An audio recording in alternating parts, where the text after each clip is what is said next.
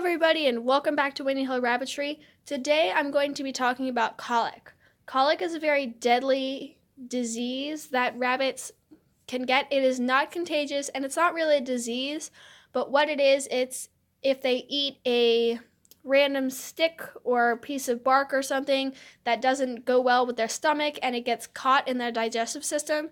The digestive system kind of twists up and builds up with food and all the hay and pellets that they're eating, and it just builds up into this giant mass. And the only way to clear that is if you can release the blockage. And we actually had Kellen's girlfriend die from colic because we caught it too late.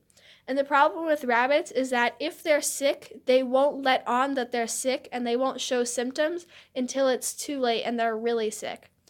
This reason is because in the wild, their instincts is to not show weakness so that predators won't be more attuned to their weakness and come try to kill them. So that's why rabbits don't show sicknesses very easily. So the symptoms for colic are a rock-hard stomach. So if you kind of feel their abdomen area, it should be pretty gushy, and it can be a little stiff, but it should be pretty gushy overall.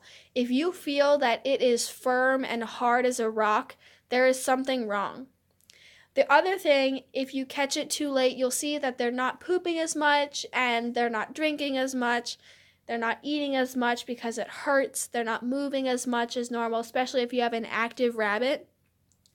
And also, they might start laying out really funny. Rabbits do lay down. It is a sign of relaxation. But if you see them kind of like sprawling out with their legs out wide and they're trying to get their stomach on the floor, that's not good. And they 90% of the time have colic. Now, remember that they do lie down. It is normal for them to lie down and just relax, but if you see them looking uncomfortable and agitated and sprawling out and trying to get their belly on the ground, that's not good. Now, I did get a question from someone about should I take my rabbit to the vet for health checks from the last video we did, and the answer to that is no, you shouldn't, because rabbit health checks are a very simple thing that you can do yourself, and I actually don't think vets do rabbit health checks, but if they did, it would be very expensive. Most rabbit things at vets are very expensive, so if you can, do it at home. You don't have to do rabbit health checks, but it is good to check up on your rabbit every month or so. Now, when you're doing your rabbit health check, like I said, if you feel a firm gut, that's one reason rabbit health checks are good, because you can feel if they have a hard stomach or not. You can feel if they're feeling sick or if they look sick. We had 2 rabbits that had colic, and one died because we caught it too late. That was really sad. But the other one we actually took to the vet because it was our very first rabbit.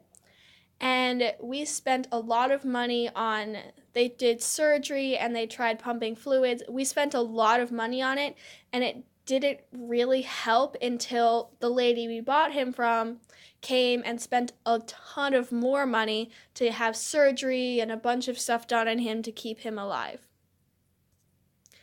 There are home remedies to colic, and if you catch it early enough and it's not too late, you can use pineapple juice and in a pipette and squeeze it into their mouth. Pineapple juice is a very acidic based liquid. It's okay for your rabbit, just don't give them too much of it, and definitely don't give them to it as a regular thing in their diet.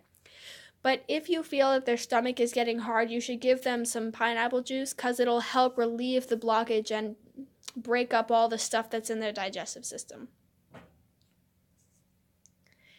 If your rabbit does have colic and it's too late and they're acting really agitated, something you can do is give them a heating pad, give them gentle massages every 5 minutes or so, keep them drinking water, get a pipette and keep them drinking water, drinking pineapple juice. Now, there is a 70% to 90% chance that your rabbit will die of colic because colic is that harmful to rabbits. Now, you can prevent this if you catch it early enough with pineapple juice, water, and the heating pad and gentle massages. And you can also get gas drops. Gas drops are also useful for helping to relieve colic. It is something you have to get in Rite Aid or a pharmacy, but it is helpful to your rabbits if you give them a drop or two every day for when they have colic. Don't give them gas drops for a normal diet, but if you give them a drop or two every day when they have colic, it can help.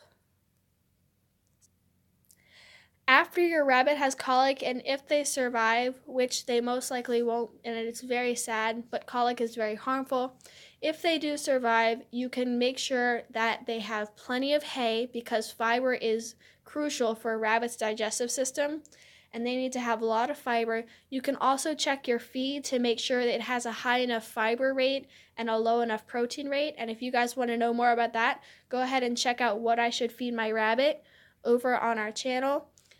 And you can also just check them constantly, make sure they don't have very splintery or weird toys that they're eating, and just make sure they have a nice healthy environment.